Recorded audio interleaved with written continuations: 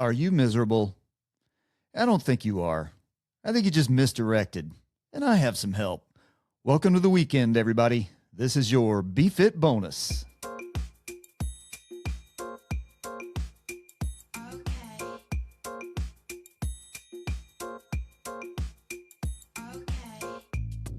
Hey now. Hey, everybody. Welcome to bFIT bonus. The $20 bill you found in Balanced Fit Radio's pants pocket. Just a few thoughts you can carry into the weekend and bat around a little. Nothing mystical here, just useful, hopefully. I'm Scott. Let's get into it. Yeah, so based on anecdotal evidence, which is to say all the screens we stare at all day long instead of hanging out with, actual other humans, everyone is miserable, exhausted, convinced that no era in human history has ever been this bad, and has unconditionally surrendered to a slow march to impending doom. That sound about right? And yeah, I might feel that way too if I never put my phone down. But here's the truth. Ain't nothing in the world could be further from reality. War, poverty, starvation, crime, disease, illiteracy, every damn awful thing humans endure or inflict on one another, well, it's existed for millennia. There's nothing new under the sun, people. Actually, one thing is relatively new, and it coincides directly with a spike in angst and depression we're seeing. Weird. Human behavior isn't new. What is new is that you know all about it, all of it, all the time, instantly in high definition with commentary designed to make you anxious, angry, or hopeless, followed by a strategically targeted ad. Do that the next time you're scrolling on your favorite social media platform. Notice what you're seeing in your feed. You get a little something that makes you happy and smile, spikes your little dopamine, and you get a little something that makes you angsty, and then you get an ad. Or it might be the other way around, depending on what they're trying to sell you. That's all it's there for, people. As long as you know that, we're okay. Human beings were never designed to know all the things. It's too much being fired at us all at once. We're empathetic creatures. We are not built to emotionally metabolize the entire suffering of the planet before breakfast. So the current cultural mood, yeah, it's counterfeit. It's a false narrative built on social engineering. You're being fed the worst pixels of a massive, complex, and beautiful image. So let's pause and ask an obvious question. If I'm miserable because everything is awful, am I actually doing anything about it? Can I do anything about it? All right, stop acting like a victim. The answer is yes. But here's what the purveyors of misery, those who profit and gain power through your declining fitness, are super thrilled you don't realize. You have agency, you have self-control, you have a say. But to recognize this truth, you have to make the big picture much, much smaller. You have to grow up and understand you cannot fix the world. There are 8.5 billion people on this planet, and you couldn't get 10 of them in a room to agree on the color of the walls.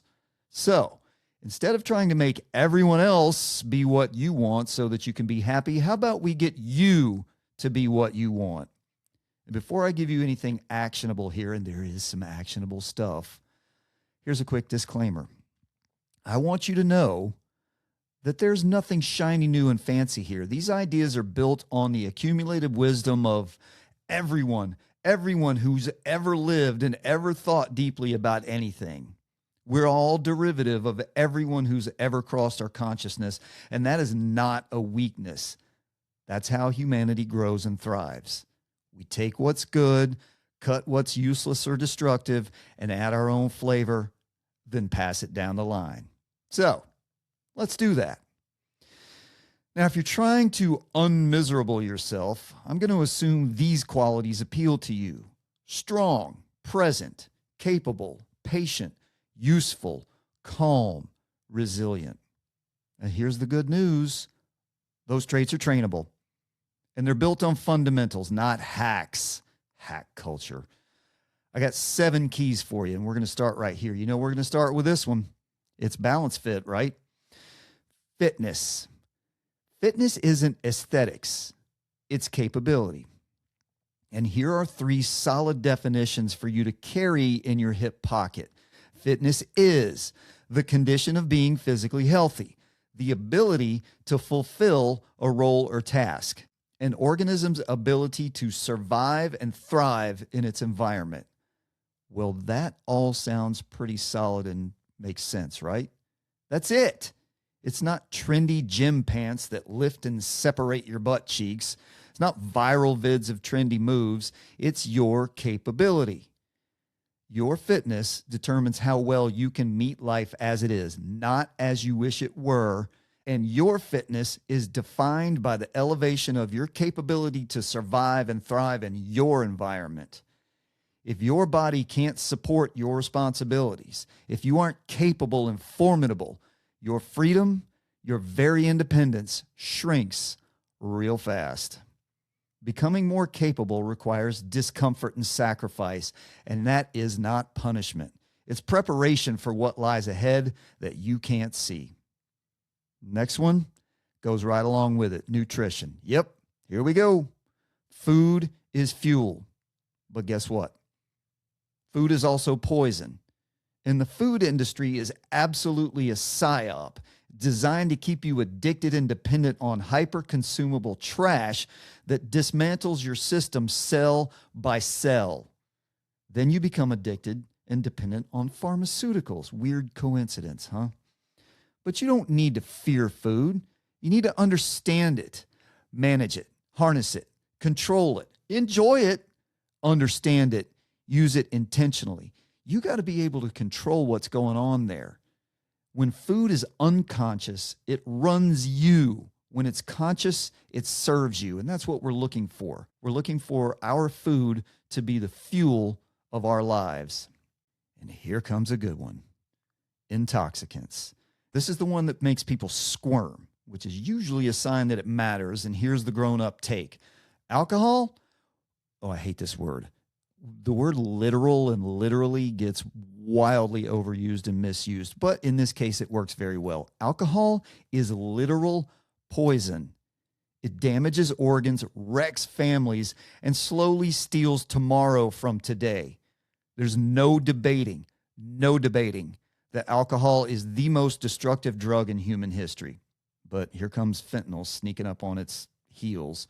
Drugs, even your beloved cannabis, that stuff you're trying to push on kids these days, well, drugs damage the brain's prefrontal cortex, especially in adolescence. Drugs cause multi-system organ failure, plays havoc on your neural network, and crushes your immune system. Just stop. Stop it now. No one in the history of time has ever been at the end of their life and said, you know what? I really regret quitting drinking and drugs. I wish I'd been drunk and high more. Man, I wasted so much of my time being sober. If you want clarity, resilience, and agency, this is an honest audit worth doing. Do you want to be intoxicated or do you need to be intoxicated? Either answer is pernicious. Moving on. Next key, sleep. This is your body's recovery and revitalization mechanism. Do not ignore it or it will crush you. Sleep is not optional. It's the reset button for your nervous system. Ignore it and your body will collect the debt and it'll come with 30% interest. Create a routine. Go to bed and wake up at roughly the same time. Remove electronics from your bedroom. This is a must. This is not optional for primo sleep. Remove electronics from your bedroom. No TV. Don't be sitting in bed staring at your phone. Get rid of the tablet. Get it out. Bedrooms for sleep. You know, and a couple other things, but that's a different show. Protect sleep like it matters, because it does. Next up, service. Willing sacrifice is a cornerstone of being human. Let me say it again. Willing sacrifice is a fundamental element of humanity. That is service. Serve future you with today's decisions. Serve your community. There are countless ways. Serve God. Serve your spouse and children. Serve your country, whatever. Just shift the focus outside of self and be active. There is no greater exercise for the enrichment of your spirit. When the focus shifts outward, the spirit stabilizes. Self-absorption is exhausting. Service is energizing. Try this on for size when you see an opportunity to serve, an injustice, a need, a void that needs filling. Instead of pointing your ridiculous little phone camera at it, stand tall, put fear aside, and say, "Here am I, send me." Next up, human connection. Oh boy, we cannot live through screens. My God, we've been trying and the dealers have been pushing, but we have to stop this self-destructive insanity. We need faces, we need voices, we need eye contact. For the future of humanity, please put your phone down every now and then. Get outside and talk to people, face to face, no electronics. If we lose the human connection, we've lost everything. And then, life really will be pointless.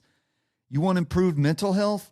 This is not optional. Connect with people, real, imperfect, fallible, broken, messy, hilarious, beautiful people. Stop hiding from reality in a counterfeit screen world where everything is posed and intentional. It's destroying your soul. Next up, that takes us to the quiet assassin, digital consumption.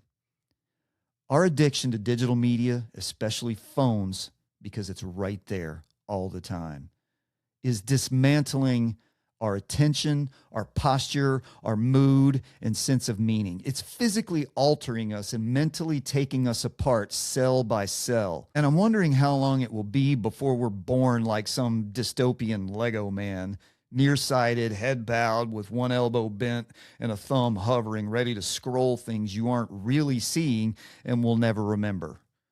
But a phone is just another tool. You don't need to eliminate it. You need to domesticate it, tame it, and control it. Use it for communication, productivity, and entertainment. Don't let it hijack your limbic system and turn you into a drooling zombie, completely self-involved and utterly unaware. If you don't control what you consume, it will control and consume you. So here's the thread that ties all this together. Misery isn't usually caused by one catastrophic thing. It's caused by thousands of small abdications, surrendering your humanity bit by bit. That's the process of neglecting and abusing your body, mind, and spirit, surrendering what it means to be human. Ignoring physical fitness because it's hard, putting trash into your body because it's easy, numbing yourself to the world because it's messy, staring at a screen in bed because you're addicted, being self-absorbed instead of outwardly focused, removing yourself from human contact because you're afraid. That ain't life. That's subjugation. And the way out isn't grand transformation. It's reorientation. Fitness gives you capability. Nutrition gives you fuel. Sleep restores the system. Intoxicant control clears the signal. Service gives purpose. Human connection gives meaning. Digital restraint gives your mind room to breathe and your eyes the ability to see what's real. That life is a gift. You don't need to fix your whole life today. You need to take care of now well enough that tomorrow has a fighting chance. It's not someone else's job. That's on you. And that's how you unmiserable yourself.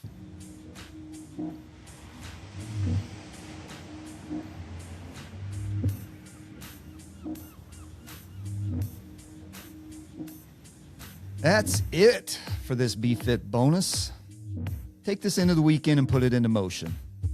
Now get out and go for a walk or a run or a workout or coffee with people you actually like or don't like. I don't care. Just get out there. Be mindful, be fit, be capable and resolute. And I'll leave you with this thought. Comfort that arrests growth is not benevolent. Truth that invites effort is not cruelty. Enjoy your life. Take care of your body, mind, and spirit. Don't worry about the big picture. Just take care of now, right now. And don't have a good weekend. Have a joyful weekend, whatever that means for you. Peace out, homies, and I'll talk to you soon.